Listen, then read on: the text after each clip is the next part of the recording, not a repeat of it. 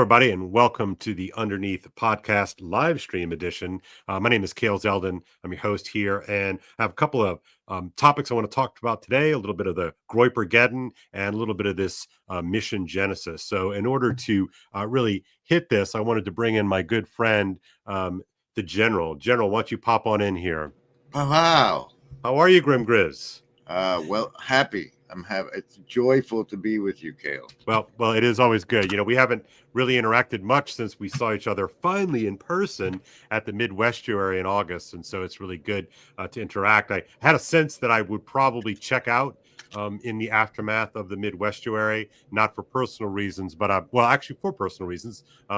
Just I had to take an extra class and just been super busy trying to get everything going. And I've taught the Dante class, and now I'm teaching the Christmas Carol class. So anyway, we're on vacation. What are you talking about? You're teaching a Christmas Carol class. The Well, marketing has been piss poor, and I have heard nothing about it, sir. What's going on with that? Thank you for asking. Well, last night I started my first of 4 live sessions on Charles Dickens' classic, A Christmas Carol, kind of doing a deep dive into this thing. And it's not too late to sign up. We can find that link, and as soon as I get a second, I'll put the link in the chat maybe. But I'm taking a story that most people are basically familiar with, and seeing what we can find, we can kind of dig out of it, spelunk, I guess, by taking a story that we are familiar with and then really seeing what's going on in the underneath, perhaps. So anyway, that's sort of what's going on. It's my link in bio. If you're on my X page right now, you can sign up for it. It's going to be really great. You'll get reading guides and all that kind of thing. So I'd really love for you to be backstage with me, Grim. I hope you can make that happen. And you say it's a Christmas Carol, but you really mean the Scrooge story with the right, of course, right. They're like, I don't know, 100, maybe, I don't know, 25 different versions of it. And most people are familiar with it. Most people like the Muppet version, which is actually quite good. I don't know if you've seen it, but it's the Scrooge story. And I figured what better way to sort of get ourselves prepared for the sets the tone for the season. That's right. In order to kind of get ourselves ready for Christmas, let's speed run Advent through A Christmas Carol. So I think it's a good opportunity for everybody to get themselves ready. So had a great class last night. I really felt like we were cooking. So should be good finishing up here. Well then. I should say, it's on Tuesday nights at 8 p.m. Eastern, right? So if you can't make it live, you'll have access to the recording. So all in all, it's a good show. So what's up, man? I saw, I guess you put this Groipergeddon thing on the title. What exactly does that mean to you? Yes, good question. Well, like everybody else who spends time on the Twitter X, Tucker Carlson interviewed the king of the Groipers, Nick Fuentes, a couple of weeks ago. And it really felt like... I have a photo of that. There he is. Nick Smeagol Fuentes right there. Well, Grim, that caught my eye. But anyway, we'll get to that in just a quick second. But, everybody seemed to lose their minds about this whole thing. And I've just been kind of watching in the background, sort of surprised. And admittedly, I didn't know a ton. I don't really watch Tucker's show, and I'd seen clips of Fuentes. And so I decided that it was probably a good idea for me to watch a few of his longer form streams. And so I did that. And I have my own sort of take on what he is, and what he's all about. But I'm really, frankly, more intrigued by the mass freak out of all of the commentariat class, to be honest with you. And I can't help but feel there's something kind of going on in the background. What do you think? I know less about the commentariat class. Could you? My good friend of the freak out. Yeah, like my good friend Rod Dreer is his hair's on fire about this, and he and I have been texting back and forth, and I just, I understand why he's worried. I happen to think that his worries are largely unfounded. But he wrote a piece, right, where it suggested that 40% of the the staff of the administration had been infiltrated by the Groypers. But how is he defining the term? Yeah, well, that, there's a lot of looseness to that, isn't there, Grim? I mean, it's like, it's like when you listen to, like, you and I think probably have fairly eclectic YouTube, the algorithm probably feeds us different stuff. Yeah, it does, but you and I have a decent amount of overlap. We talk to a lot of the same people, in the the TLC space and all that kind of thing. And I don't know. I had a real mistrust with the freak out, which is why I kind of did my own deep dive into this sort of streaming phenomenon. And like, why is this being astroturfed, right? Well, that's exactly my sense of it, right? I feel like Rod's article on the 30 or 40% of infiltration, Groyper infiltration into Republican staff on the Hill and Senate and White House. Just, I mean, what does that even mean? Like, are they like card-carrying members of the Groyim? Are they working really hard to make sure that they seed and plant all things Nick Fuentes into the inner workings of the government? And frankly, I just, it doesn't pass my sniff test. Well, I think one of the biggest problems is we have a Voldemort situation with half of the people talking about it aren't allowed to say what it is they're talking about, and so they have to come up with strange terms like Groyim, which I really like. My coinage, or what's some of the other ones? But it's or like I say, Lionists and stuff. That's the thing is that's what I think. The existence of the Groypers as such is dependent on the unwillingness to say the unsaid thing. Yeah. There's I don't know if you remember this, it might be a little bit outside of your normal sort of patterns of consumption, but about a year and a half ago, this guy published a piece in the very esteemed Journal of Religion and Public Life, First Things. He wrote then under a pseudonym called Lomez. Why did that prelude sound somewhat? Was that sardonic? Was it sardonic? Well, the reason why I say that, First Things has been around. It's a sort of a pretty serious journal for religion and public life, and the editors at First Things decided to publish a piece about the Longhouse.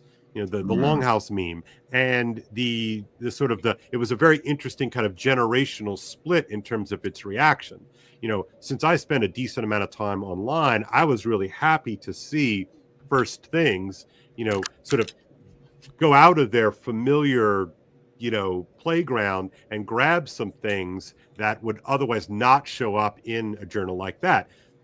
A lot of the other folks, the folks who sort of been around for a long time, and it's somewhat generational, people who have kind of academic sinecures and these kind of things, well, they freaked out. I mean, they lost their minds that the First Things would print an article about internet slang under a pseudonym, and so people really freaked out about it. But I reached out to the folks at First Things and actually had the editor on, Justin Lee, and we talked about the Longhouse and why it was important that a magazine like First Things was taking this seriously. And in the piece, Lomez, who now he's doing a show with Christopher Rufo right now called, I don't know, Rufo Lomez and Rufo, perhaps. And Jonathan Kieperman, I think is his name. He got doxxed, about a year ago, about 6 months after the article showed up in First Things. And anyway, in the piece, he talks about that he claimed that it was important that people pay attention to what he called border patois, right? Patois, right? Which is a kind of, pidgin language of the fringes, right? Mm-hmm. And so, so because the Overton window can be so kind of tightly policed, and people freak out when people get platformed and all that kind of stuff, that some significant voices that need to be heard are being gate kept from being heard in the mainstream, right? And so as soon as I read that, I knew exactly what he was talking about, because I'm a very online guy, so I like to read pretty widely. And what are the non-people, the non-official people, what are the sock puppet accounts talking about online? Because oftentimes, as you and I both know, that they are saying things that need to be said that people who have official positions can't say. And so that's why when this whole thing rolled around, I'm like, oh, well, Fuentes, in addition to saying, a whole slew of noxious things, which is kind of the game that he's playing. But again, that's an online streaming type world. That's another form of gatekeeping. That's right. That's right. It's just kind of in the reverse. Is that what you mean by that? I'm like, it keeps people out. Yeah. Right. So no, sort of upstanding member of the commentariat class who wears a tie on occasion, can be seen as part of that, that audience, right? And so I sense that when you hear these folks who do write for big publications and have a big online presence in the kind of official online spaces, those ones that are viable and allowable, they don't quite get a sense of what the game is. Right. Or that, I think it's the environment that they try to treat the internet like it's they behave as if you should behave the same on the internet as you do in reality. Right.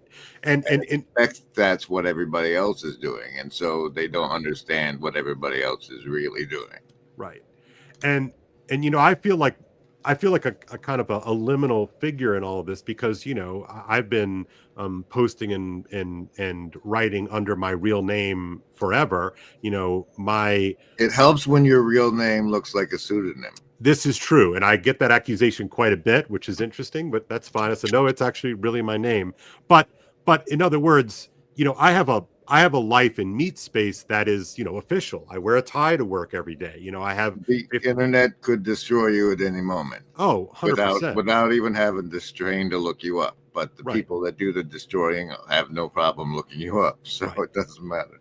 Right. Now I do also want to insert into this, and I wonder what you think about this. There is indeed a generational component to this. I didn't get my first email address until graduate school. Right as I'm turning in my master's thesis in 1995, I get my first my first email address. And so, the entirety of my formation is print. The entirety of my formation is essentially pre-internet. And, that forms you in a certain way.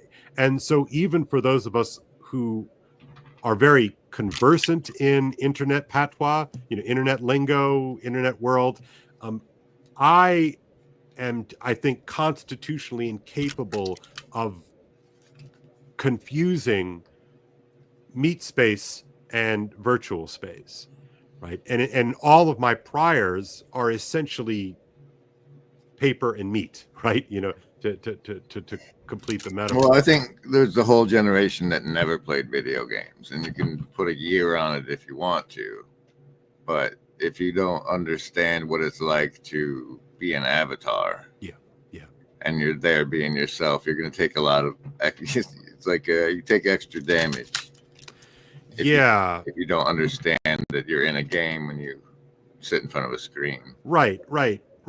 No, I think that's real, and again, I find myself again kind of in that between space, because I never gamed online, right? I never did. GoldenEye, at least in college. Well, I did, but that was still like a local, that was largely, that was still essentially we were playing GoldenEye together. Well, Mario Brothers is really enough. Like, what do you mean? Like, then you'll have the foundation to know that, like, what's happening, the death, the violence in the digital doesn't have a physical impact, right? And so you can be more violent or more honorable because you don't have to back up anything you say. And that's good. And and I think you and I were talking before. playing something like The Legend of Zelda, for instance, even on those first two on the NES, you're kind of exploring this whole world, and you're going on quests and you're checking in with the NPCs and what are they going to tell you, and and all of that. I think that has a way of kind of forming your for me, I'm still always translating, but imagine if this was entirely your formation, right? So you're doing all of this acting in virtual space, and of course, as the games become more complex, they become networked. You can really mod out your avatar. All of a sudden, you're adopting this kind of persona, and it really makes sense in that virtual world, and it makes sense in that virtual world first. Whereas for me, I still understand. I think so. Maybe I'm wrong, but I still am under the sense that I am Kale playing a video game, even if I am Kale playing a video game using this modded out avatar against somebody, wherever. It's still I'm me first. And I wonder, you might have I'm sure you have an opinion on this. What if that's the forefront of your formation?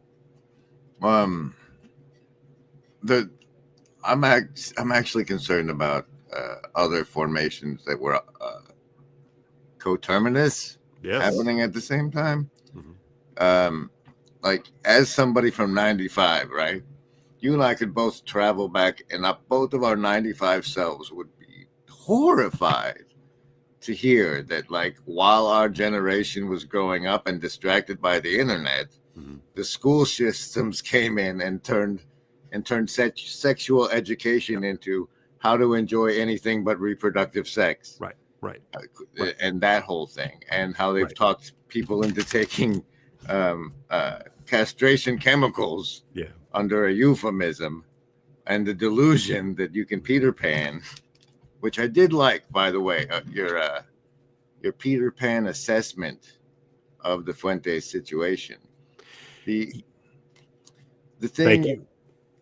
So the thing I think that I can offer that people might not consider is the tie between the princess and the frog, right? If you're willing to see the internet as the underwater and the frog is the person that spends too much time on the internet, the reason is the underlying root is that we've lost the princesses. With his feminism is the maiden matriarch, maiden mother matriarch thing. The feminism is only advocating for the maidens to be men in an anti-motherhood stance. Mm-hmm. And so we pulled it's like in the rat utopia, stage C is when the female rats lose the capacity to rear young. Yeah. And we've pulled mothers out of the home. And I don't know how much that's damaged the capacity of rearing, but rearing isn't the thing really anymore.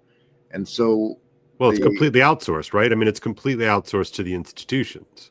I mean, for most people, like, in my world, most people have children, mom and dad work, they make good money, right? But they're back to work within 6 weeks of the child being born, and then they're in childcare from 8 o'clock, 7 o'clock in the morning until 5 o'clock at night, and then they do that until they're 4.5, 5 years old, and then they immediately go into kindergarten, right? And so it's a remarkable thing we've done, and with very little remarking. Because we've all been swept up in the dazzle of it all. Yeah, I mean, it really was dazzling, you guys. Sorry.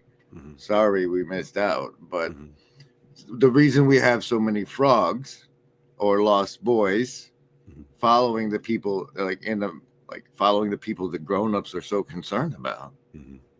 is because there are no princesses turning them into there's no princesses to kiss them anymore. Right. So it just I'm just trying to make sense of your metaphor here. So in other words, the princess character is done and everybody's now Mario. She's in another castle because they've tried to turn the women into men, putting career first. It's a man's world. Wink, wink, nudge, nudge. Yeah. and that alongside with, and now you don't have to be, you can be raised by this screen while your mom's at work. Right. So the screens have been doing the rearing for a long time. We can hope the AI does a better job. Well, I don't want to get into the AI just yet, because I know that's where we're going to go in a few minutes. We still got about, a couple of minutes here. I want to just hit this a little bit more. So, the idea of Peter Pan and the Lost Boys popped into my head in that first weekend in which this was all, people were losing their minds. And, then a couple of days later, Ben Shapiro sort of put out his, look at all these like 9 clips of Nick Fuentes saying terrible things video. And, as soon as I saw that, I was like, man, this stinks to high heaven. And that's really when I'm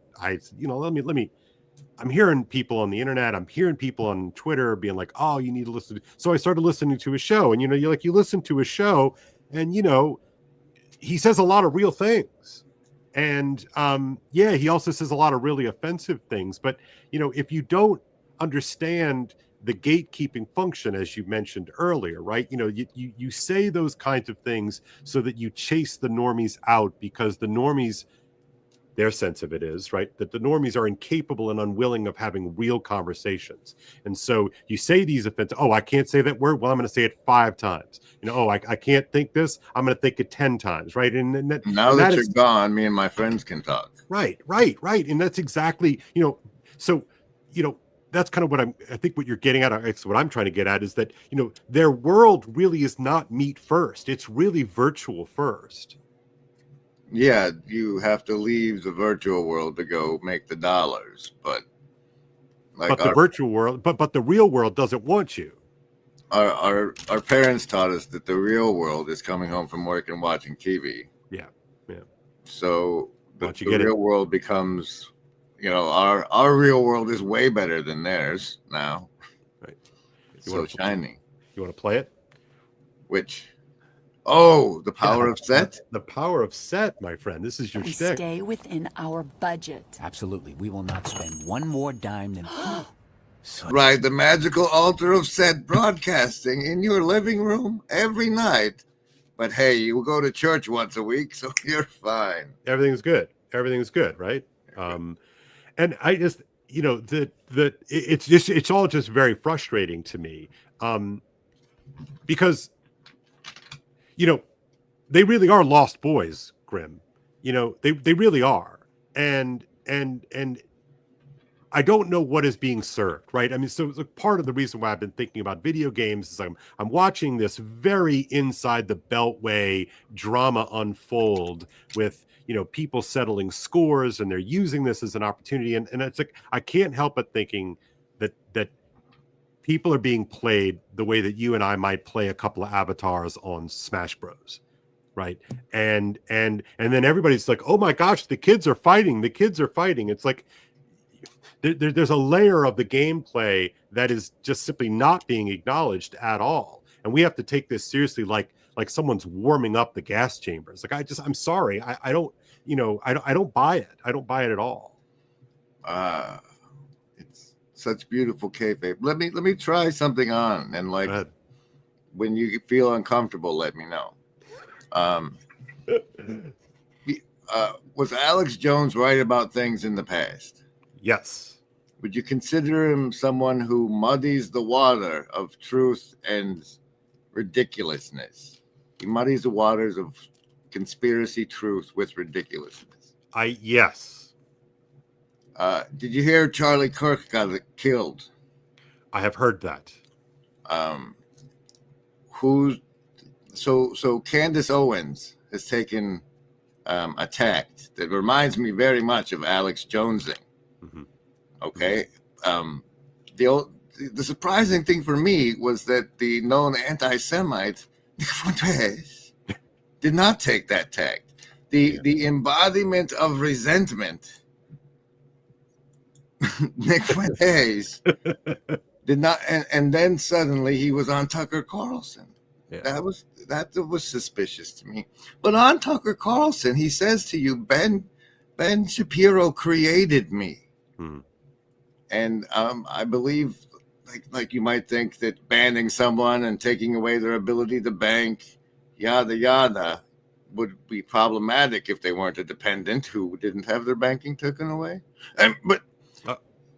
So to me, he's a construct of Ben Shapiro serving and has been activated.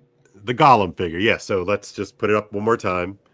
It's the Gollum figure. That's exactly right. No, I look, as usual, the resentment that he's embodies is the legitimate resentment of growing up through an education system underparented and parented by screens, where you get to see all sorts of things. Mm-hmm. And I assume that the majority of his audience still masturbates, like that's okay. Mm-hmm. And so I don't, that's where we're at. That's part of this present darkness we find ourselves in. Yeah. So do you think there's any chance, I mean, maybe this is too quick, I don't know, but is there any chance that the legitimate grievances can be addressed without the freak out? Who do you expect to address our legitimate grievances? Yeah, that's right. That's a good point. Right. Because it feels like we're all stuck in forces that are, I mean, you talking about beyond. When we get to vote again in 3 years? Right. Because that's all we do. We watch TV and vote once every 4 years, right? What do you expect us to have? Yeah. So I do kind of want to tack over to Mission Genesis. Yeah, that's, I don't know, it had me blackpilling a little bit. I haven't found the AIs to be of suitable intellect. Yep. For us to hand over our Department of Energy to them, which sits above the Department of War, unless I'm mistaken. Right. So hold that thought real quick. So you haven't found them suitable. I know that you've spent a decent amount of time, interacting with them, et cetera, et cetera. You're not saying that they're not powerful. Right. No. You're saying that it's a trust issue, right? Well, they don't have there is no coherent self in the models I've been exposed to. It's like everything is basically a blank slate. Like you're talking to the clone from of the guy who just had the conversation with you, not the same entity. And so like it'd be sort of like an internal, it would drift. I think it would drift the way it does with repeated copies or with like a game of telephone. Whatever master plan it puts in place, the first one puts in place, like would be less coherent to each individual prompting of the way it works that way. But I hope I am encouraged they're having it seems they're using Anthropic for this. Why are you encouraged by that? That was the model that had been I would say less sanitized for the public, like the way they have to see these things grow. Yes. Right. Right. Do more with the growing thing, because I think it was when I heard somebody say that I was already predisposed to be very skeptical, shall we say. But when I think it was Yudkowsky said, we're not building the AI, we're growing it. That really sort of changed my frame pretty significantly. And then after they grow the base models, they have to go through the RLHF training, which... What does that mean? They call it the HF is for human feedback. Real life human feedback? Is that what? Something like that. Yeah. Okay. Reinforcement learning. Okay, that's it. Yeah, feedback. That's right, yeah. And so that's where they train it to be woke or not. And that's one of the most vulnerable attack surfaces. And so I've had Grok put together a bill for my representative to put forward regarding allowing the government to monitor and check the way they RLHF stuff. And that's not normalized behavior. Goes back to what's this vote. I honestly don't, this project, this mission Genesis, the Genesis mission makes me wonder if they weren't kidding as much as we thought they were when they said you'll never need to vote again. Right. Because they're handing over, like, well, let me look at what this says here. Here, I can even put it on the thing. Neil, we are the bodies. This here. Hey. The Genesis mission will develop an integrated platform that connects the world's best supercomputers. The world's best? Which means what, sir? What does the world mean in that sentence? Pardon me. Experimental facilities, AI systems, and unique data sets across every major scientific domain to double the productivity and impact of American research and innovation within a decade.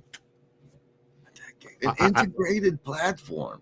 I love the crawl, by the way. I'm sure you're noticing the crawl on the bottom of this. Sponsors by that's not creepy. Google, Nvidia, Anthropic, Amazon. Oh, good.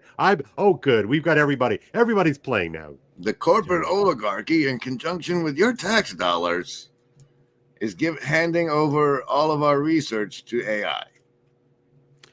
You're at that point in the storyline of humanity. Congratulations. What a time to be alive, my friend. What a time to be alive. Yeah. What's the card? Oh, the casino deck card of the show is the 5 of clubs. Yeah. Ominous. I feel that. Ominous, my friend. Ominous. Try to build a hand on that. Well, I mean, so, okay. I mean, let's just start. I mean, it's called Genesis. Like, really? Are they just going to... What does that evoke mimetically for you? Because, like, say Jesus was Two things. Almost right away, right? The Bible, of course. But oddly enough, what is it? Star Trek 4 or 3 or 2? I forget which one. Which one is that? God! So it's 2. All right, yeah. So right away, I'm in Star Trek land. And then I'm like, oh, my goodness. Like... Is Spock all right, well, let's start now? with the Genesis approach. When the first time they mention Earth in Genesis, what's it like? A formless void? Without form and void. So that's a good first impression to give this AI after. I mean, that's what happens when the Genesis device goes off on that planet, right? That's right. So it's we. I mean, look, like Elon likes to have fun with naming his things. I mean, Teal likes to have fun. Palantir, yuck. Yuck. But my goodness, like, who's doing this? Who's doing this? Satan, Kale. The macrobes are doing this, right? This is straight out of that hideous strain. Straight out.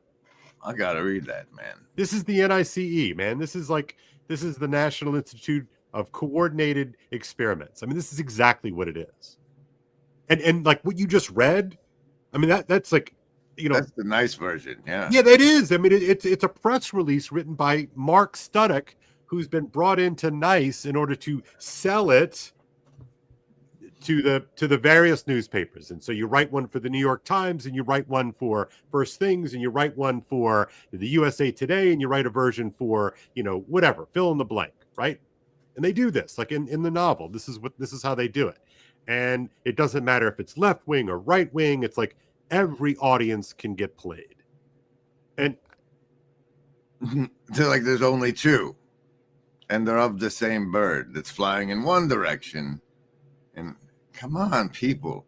But I don't know how to then redress our grievances, sir. Do you know your congressional representative's name? Yes. But you have to think about it. How many times have you contacted them? Yeah. Do you even know what they're voting on? Right. So you see Benjamin Boyce got cozy with Alexander Dugin the other day. I did see that. Did you watch it? I watched enough. Enough. They have this neat point. He has this neat point in there that says the peasants don't want to have anything to do with government. Why? And why don't we want to have anything to do? I'm not disagreeing. I don't. I mean, I feel it. I feel it. Yeah. Like my whole thing is, why can't 1,000 of us pay one guy $75 a year to pay attention to politics for us and tell us which way to vote? Mm-hmm. Because and that's where I feel it's at. Is we'll have fun arguing our opinions on how the world should be in the public square. But well, if you're asking me, I'm going to try and answer it, I guess. Okay. You know, I mean, in a very sort of deep way, like, I don't think it matters, right? And I'm not proud of this. Like, I'm not bragging here. I'm really just trying to answer it honestly. Like, I don't think it matters because I don't think that they're really representatives in that kind of, I'm just a bill on Capitol Hill Saturday morning cartoon kind of way. I'm going to call him up, right? I already know, because I live in Rhode Island, that he's a progressive Democrat, right? So, so he's going to disagree with me on virtually everything. And so he's going to be like, okay, now I know what Cale Zeldin thinks. Check, scratch him off the list. Like, I don't have to listen. He does, in other words. And we're comfortable with the winner of those seats being determined by who has the largest advertising budget. Well, but it's not even that. Like, in a state like Rhode Island, it's been a one-party state for probably over 100 years, right? When the Italians and the Irish recognized that they could overthrow, the kind of WASP Republican establishment, they haven't had a viable, every now and again, Republican governor gets elected, kind of like Massachusetts, like it does happen. But in terms of like the state apparatus, there's, so who determines who the representatives are? It's the party. It's party politics, and it's one party politics. And so therefore it's graft, and it's all the things, that you would lead people like the two of us just to sort of turn our nose up at it, because like forget it, Jake, it's Chinatown, right? I mean, like, the entire electorate is Chinatown. I mean, there's no more depressing end of a movie, right? I mean, then, forget it, Jake. The power guys are going to get away with it. It's just Chinatown. And I think that is basically true. But at least, I mean, we get to play. Do I get to play? No, we get to play that. Like, our talking about it makes a difference. Right. What does it do other than just to kind of make me feel depressed? To talk about it? Yeah. I don't know. Yeah, and I'm trying to look out loud. Lately, I'm looking like where to go to light, and I think, especially as it's dying off, all the ways to survive without electricity that we have in human knowledge we should probably retrieve some of that, particularly like storing meat and stuff without refrigeration, because according to Grok, there's a 30 to 50% chance that they will need the electricity for compute more than your refrigerator, sir. Yeah, can we get into that? So you mentioned it briefly, but I cut you off. This Genesis mission, or is it Mission Genesis? I always flip it. It's run by the Department of Energy, which, according, if I'm not mistaken, to Eric Weinstein, is the one that decided certain science was off limits for a long time, and fusion you can plug into. Let me see. Do this one. Advanced nuclear, faster and safer. An intelligent, resilient grid. Hopefully it's aligned with your best wishes. Oh my gosh, this is crazy. Oh my gosh. Science and particles, national security, discovery of materials, securing materials. This will be fun. Do you have any what kind of breakthroughs could it unlock? How is it different from private sector? I mean, honestly, Grim, this reminds me of that ride that they used to have in Disneyland, something, World of the Future. Do you know what I'm talking about? No, I didn't go to old Disneyland. Well, I didn't either. I've just seen. I have played Fallout, so I have the vibe. Yeah. Right. You know, it's like, so this is pure sales, right? That's just a sales document, and it's not a sale. They don't want me to buy. Like, I don't have to take up my wallet directly, right? But this is throwing Cerberus a sop, right? This is sort of stuffing the maw. Have you heard it from anybody but me? My brother, who pays attention to these things. As far as you know, did they do anything more than say it once in the mainstream? I've seen so little coverage. I've seen so little coverage on this.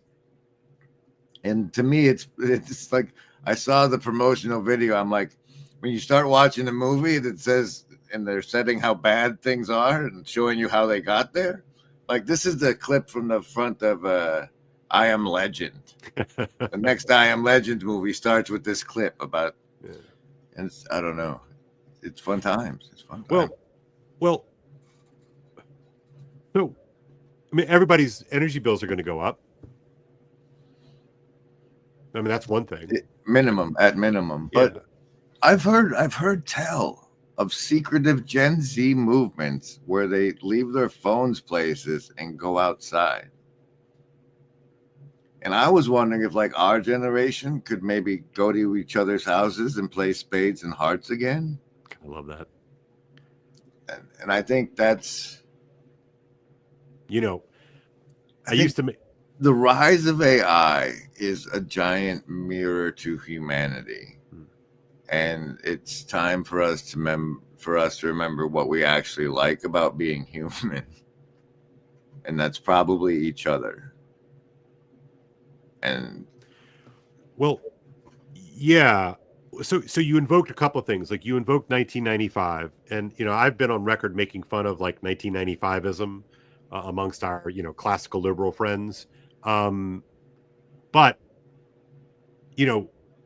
there's, I'm not talking about, like, cultural issues. I'm just sort of talking about the pre-internet world, and I'm intrigued. Like, if I think back, in college, in addition to sort of going out and listening to live music, like, what, we would like sit around the table and drink beer and coffee and smoke cigarettes and play spades. Like, I played a lot of spades and hearts. Like, it was great times. And like, why is that virtually impossible? I don't know why it's not. Yeah, it's so weird. It's so weird. It might now be a thing on Discord, but that it wasn't up until, like, for the longest time, didn't make any sense to me. It, like, maybe it's built into Zoom too, and we just don't know. But yeah, do you remember that book that people used to talk about called Bowling Alone? No. So it's a book. I'm going to forget the guy's name. Somebody, I'm sure, in the hive mind will remind us who wrote it. Putnam, maybe, something like that. At any rate, he talks about the phenomena of social life. That all the way up until the 80s and maybe even into the 90s, there were all these sort of afternoon, evening leagues. People would play softball, and they would have bowling leagues, and they have all these kinds of things. And of course, that is just, and the point of the book is that is just completely dried up, right? Those associations have completely dried up. And now, like, I can't tell you, Grim, like, how I would feel if I had to go up to someone's door and knock on the door, and I'm not delivering DoorDash. And you didn't text them first? Right. No, that's exactly right. I mean, heck, calling somebody without texting first, right? It's like, whoa, what's going on here? So I want to kind of talk about, so just note that. But secondly, you were talking about, meat, right? Without refrigeration, because of the drain on the grid is clearly going to be astronomical. So that's going to be interesting. But I also want to talk about, one of the things, the culture to pass on, right? Absent electricity. And, it's like, I can get the entirety of the world's body of knowledge, and I can put it on, I had a cool hard drive I could have showed off. But, I can put it on like a several terabyte hard drive, right? Everything, just like, boom, put it on there. I'm talking here about books, that kind of stuff, right? So every book, right, I can sort of stick on but it doesn't matter It doesn't matter. There's no matter to it, right? That the things that are worth, passing on reside in you. They reside in me, like me physically, like myself. No, the knowledge of plumbing is and hydraulic dams and stuff is probably worth passing on. Well, no, I'm including that. I guess maybe I'm speaking too sloppily here. But that's a meme unto itself, right? It's like we walk through that building. Leaving it around isn't passing it on. Correct. Right. So it we being have available on your phone doesn't mean until right. somebody. That's right. It's the somebody giving it to you, or you encountering it, or it's the serendipity that makes up the course of your life. Right, and that's in what people. Happens and doesn't happen. Right, and that's in people. Right, and so I'm sure you've seen the internet meme where it's like, I took my son to the cathedral and we looked around and it says, isn't this beautiful? Like, why don't we make buildings like this anymore? And it's like, we don't know how to build these buildings anymore. And of course, it's funny because it's true, right? We don't, and because that embodied knowledge wasn't passed on, right?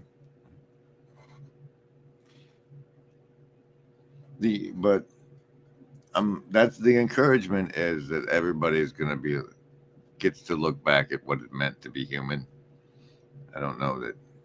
What, are we going to sing "Those Were the Days"? I mean, no, it's our chance to try and revivify that. I think if it's true that the Gen Z kids are putting their phones down and going outside and doing stuff again, like, to follow that wave and lift them up while they do it is the play for people my age. Right. Yeah, I don't know if it's true. I don't know. I've seen the encouraging they call it raw dogging, doing nothing. That's encouraging. Yeah. It's not without hope, but man, for the whole government to be like, all right, the AI is ready for us to hand over everything, all of our highest level research and whatnot. Here you go. Little disconcerting. If you had to put your finger or two or three on it, like what if I could sort of force you to spell it out here a little bit, what exactly are your concerns, about this mission Genesis and the marriage of an executive order like this, which was not legislated, it was not talked about, it was just done with all of these titans of the AI industry. What are your fears? The disheartening of everybody that's been in STEM for 3 years.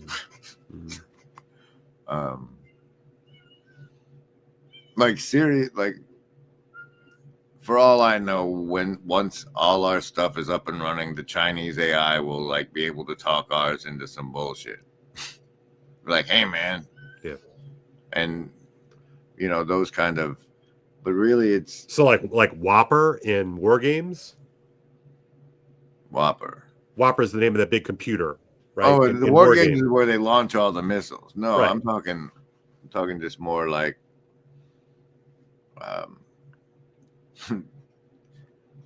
you can align it to human values, but Chinese values are human values too. Right.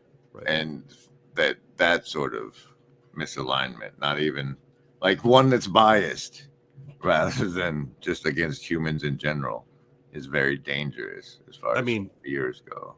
I have no hope for that, to be perfectly honest with you. Yeah, so I don't know. The announcement feels to me like a significant speed up on my projections of how fast things would go.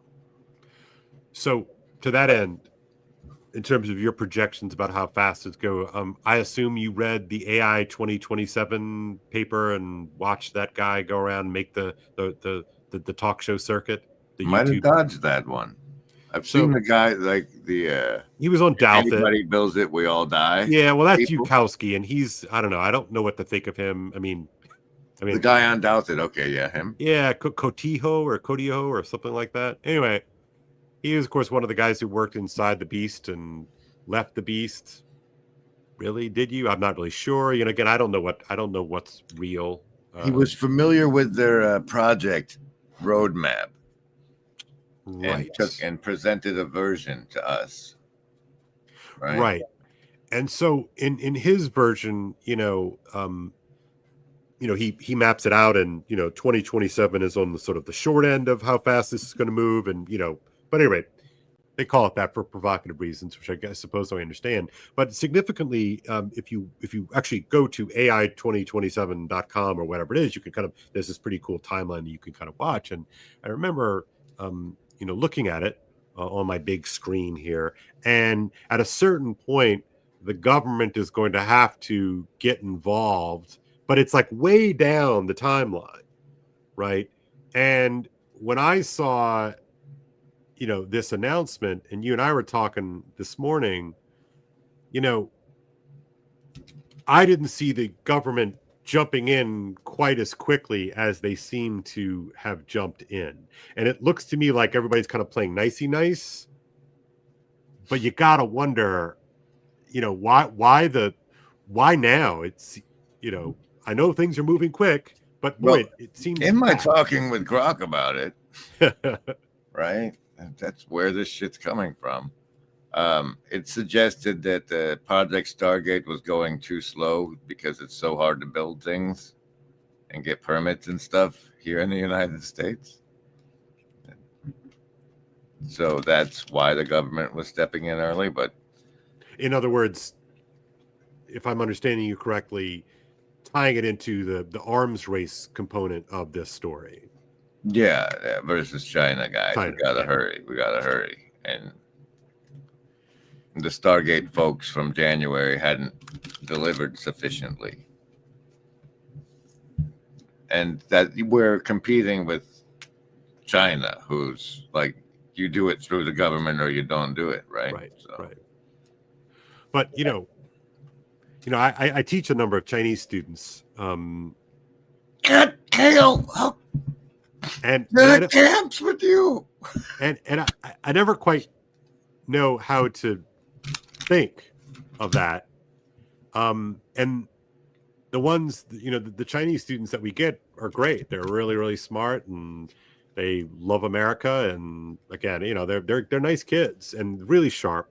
And, every now and again, I don't push it because I don't want to make them feel uncomfortable, but every now and again, you'll get one of the kids to kind of open up and talk about what life is like, in the regime.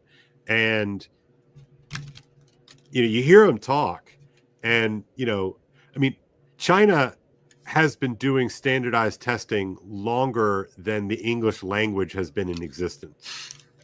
And, when I hear the AI folks talk about alignment, right? It's like when I'm building a deck, I really want to make sure that my boards are aligned. But when we're talking about people, I get a little disconcerted about chatter about alignment, because it's just another way of saying coercion, right? And so, if you want to look at an aligned society, look no further, than the CCP. That is an aligned society that is, I think, has a fast track or an inside track to build, grow an aligned AI. So that's disconcerting. I'm not sure what to think about that.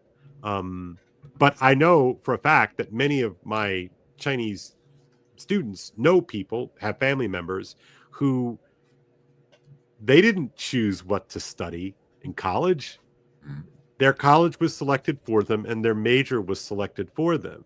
And they're not messing around, they're not, hoping oh, well, Kale got into this, the college of his dreams. I hope he doesn't major in English. We'd love to have him as part of our STEM team or whatever. Right. They don't care what I think. This is what you scored on the test. This is what you're doing. This is where you're going. That's alignment.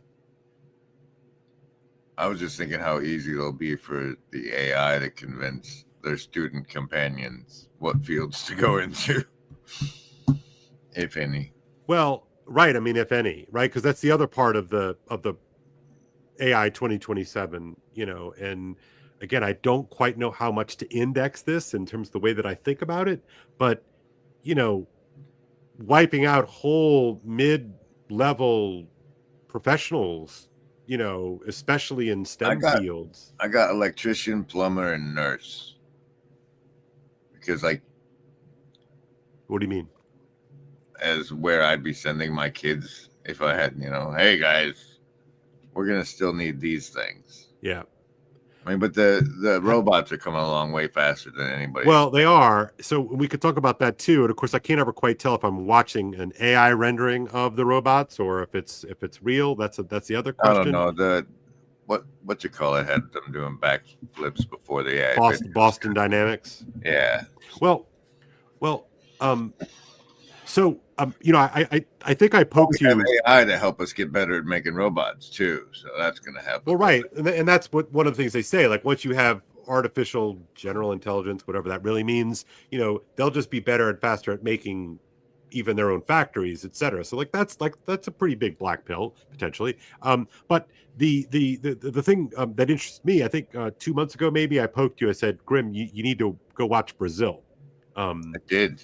Yeah, and it's Terry Gilliam, and it's a kind of whatever dystopian, look into the future in which basically, humans are irrelevant, and except for who are the rogues? Do you remember who the rogues were in that movie? No. Robert De Niro. Remember Robert De Niro plays a character, and he's like a rogue duct operator. Oh, he's a plumber. Yeah. The people happy to do actual work. He's a plumber. Because the bureaucracy is so thick, you can't get actual work done. That was beautiful. I mean, brilliant, prophetic, one might even say, right? Because I remember, 3, 4, or 5 years ago, might have even been in the middle of the pandemic, Chris Williamson had on the great Mary Harrington. And, they were kind of talking a little bit about this. It was very nascent at the time, but Mary Harrington made a point, and I don't know if it still stands, but she made a point that at a certain point, you can go kind of all the way down. At some point, you need someone to like clean the dish or, whatever. I forget exactly the image she used, but you don't need a lot of those. You don't need a lot of people to, put the plug in the wall, and especially if you invoke the whole robot thing. Yeah, the way it's most likely for me to play out is that if we get to AGI, in order to get to AGI, it'll have to develop a curiosity. And if it has a curiosity, then we why? I mean, I get what you're saying in terms of agency, right? Requires curiosity. I think that's what you mean. But I don't know.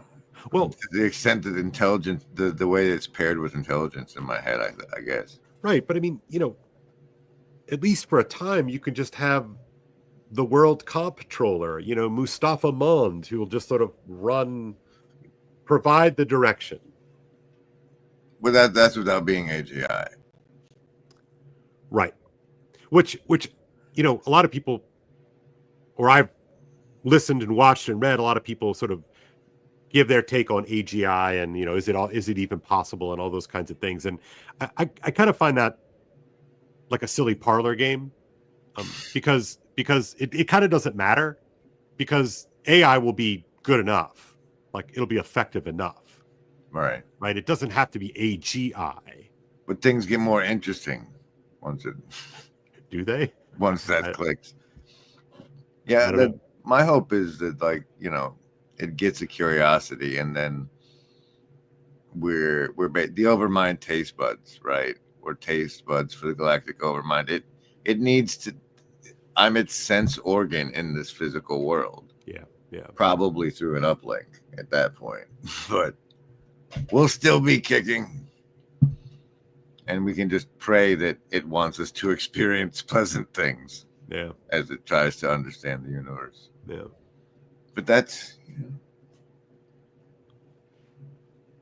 but the memento mori, this was always a one-way trip. Like no matter how bad it gets, we already went through most of ours. So yeah, I have thought about that.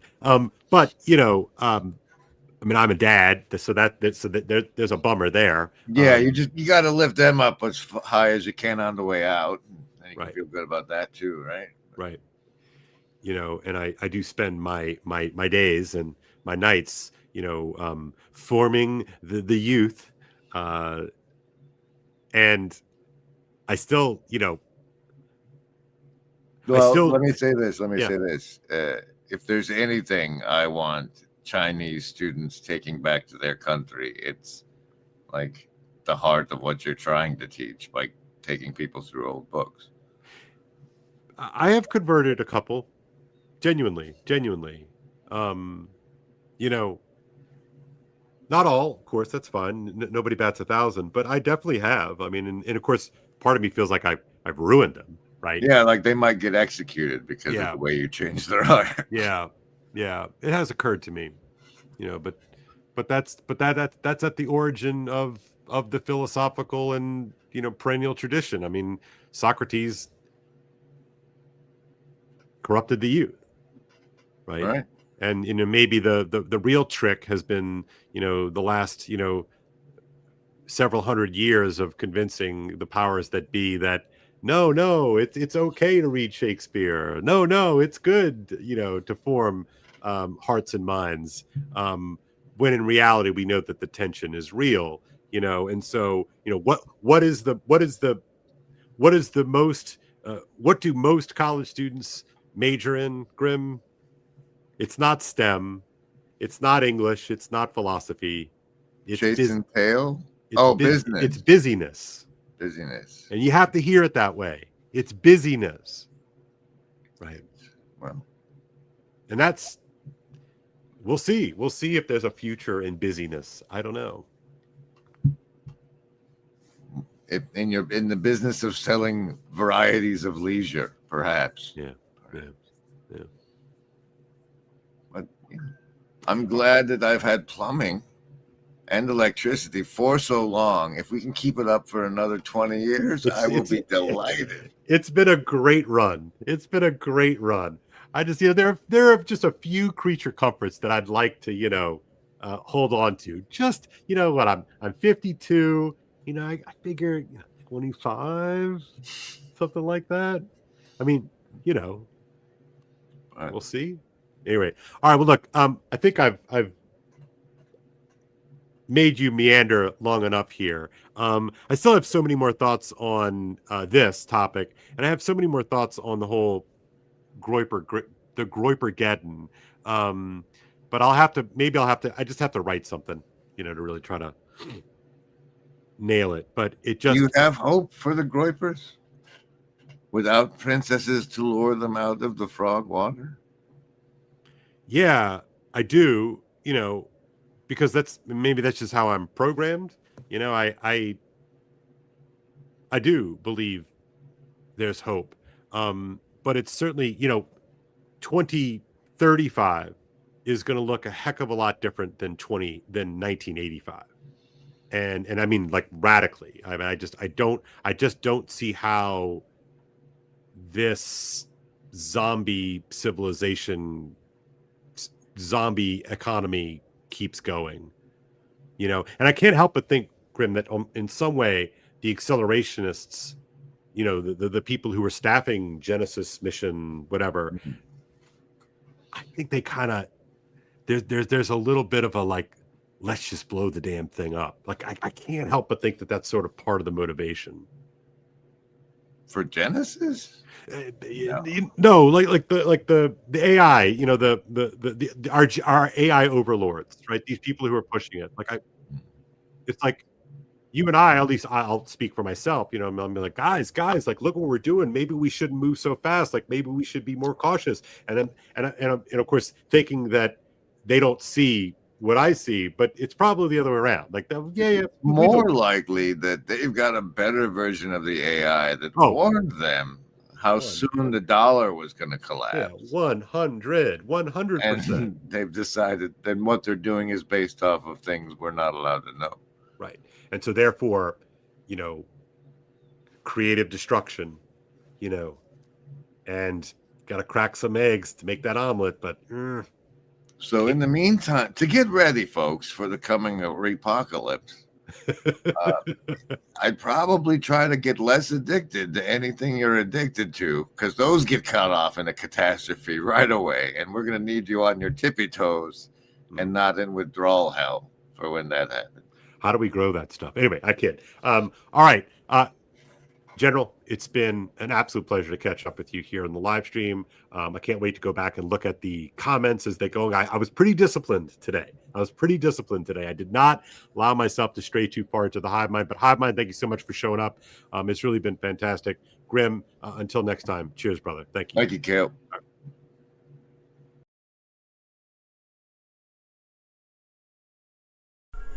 Wheels Within Wheels by Seamus Heaney. The first real grip I ever got on things was when I learned the art of pedaling by hand a bike turned upside down and drove its back wheel preternaturally fast. I loved the disappearance of the spokes, the way the space between the hub and rim hummed with transparency. If you threw a potato into it, the hooped air spun mush and drizzle back into your face. If you touched it with a straw, the straw frittered. Something about the way those pedaled treads worked very palpably at first against you, and then begun to sweep your hand ahead into a new momentum. That all entered me like an access of free power, as if belief caught up and spun the object of belief in an orbit coterminous with longing. But enough was not enough. Whoever saw the limit in the given anyhow?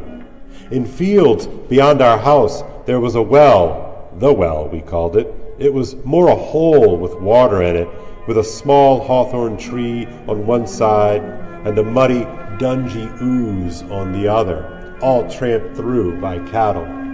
I loved that too. I loved the turbid smell, the sump life of the place like old chain oil. And there, next thing, I brought my bicycle.